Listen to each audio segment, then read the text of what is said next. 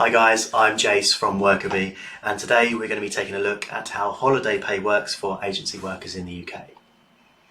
So let's just move my head over here.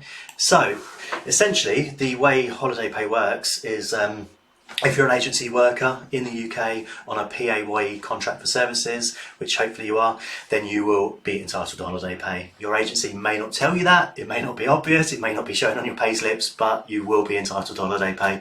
The only time we ever really see that change is perhaps in the construction sector if you're working through an umbrella. Hopefully that's not the case as the government are cracking down on those. But yeah, this is focused on agency staff, contract for services. And it will say in your contract if you're entitled to annual leave. Now, the way it works is your contract will tell you how many days holiday you'll be entitled to if you worked on a full year. For the vast majority of people, that's going to be 28 days, your 20 days allowance plus the 8 bank holidays. We'll start off on that basis, and if there's some changes, feel free to drop some comments below and I can come and answer any specific queries on that. But essentially, on 28 days per year, that works out as 12.07% of your weekly hours go into a separate holiday pot, which you can then claim for time off, for paid time off at a later date. So just a really simple example, say that you worked 10 hours in a week, times that by 12.07%. For every 10 hours you worked, you're putting 1.2 hours of extra holiday pay into a holiday pot for you to then claim later on in the year. 1.2 hours isn't 1 hour 20 minutes, it's 1 hour 12 minutes because of the decimalisation. So if you worked 40 hours a week, you'll basically put in just under 5 hours of additional pay which you're entitled to in a holiday pot for you to then claim later. Now, the rate at which that paid also changes. That is looked at over your average rate on your basic working hours for the last 52 weeks. So if you've been working with an agency for a year, when they pay out your holiday, they'll go back, well, they should have a record obviously, but they'll look at all your pay for the last year, all your basic rate, excluding overtime. I'll touch on that in 2 seconds. The average rate that you paid, and then that's the rate that your holiday paid out is at. Now, at the moment, the national living wage is increasing pretty heftily each year. So if you were paid holiday in May, for example, and you've been working with your agency for longer than a year, your average rate will almost certainly be lower than the current national living wage at that point.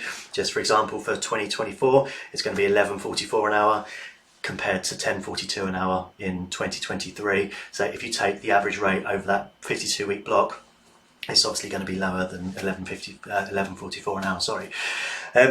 With regards to overtime, now overtime's a bit tricky. So overtime qualifies to accrue holiday pay and be included in that rate calculation as long as it is regular overtime.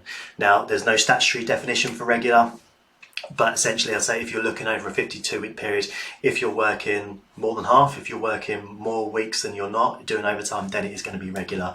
So at that point, once you kind of tick in, yep, okay, this is regular holiday pay, then those hours that you worked will also be times by the 12.07% and also included in this average rate calculation for all of your holiday pay moving forwards.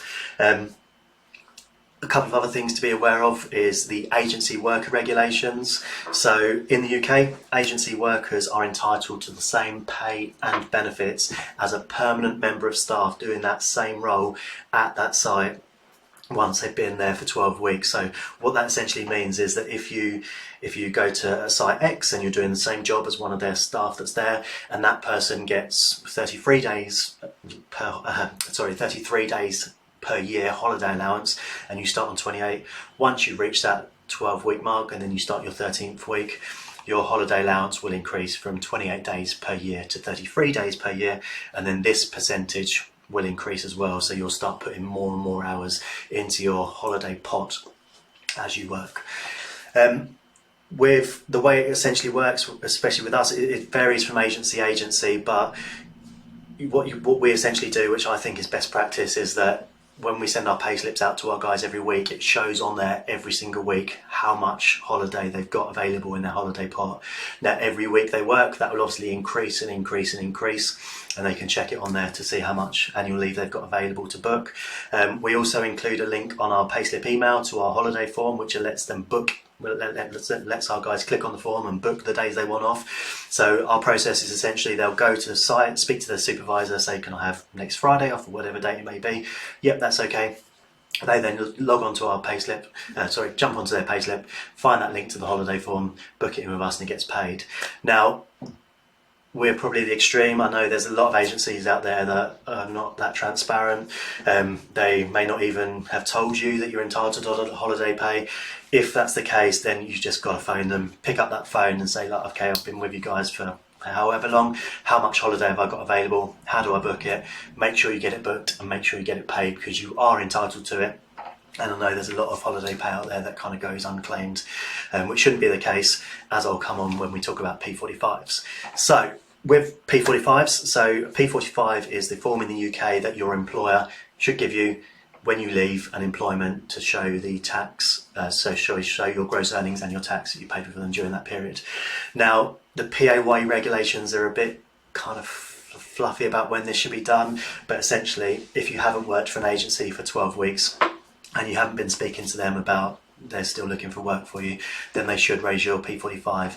And at that point, they have to pay all of your outstanding holiday pay as well at that point.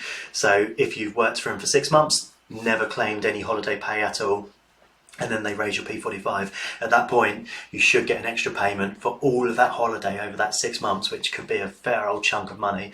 That should be paid out to you when they raise your P45.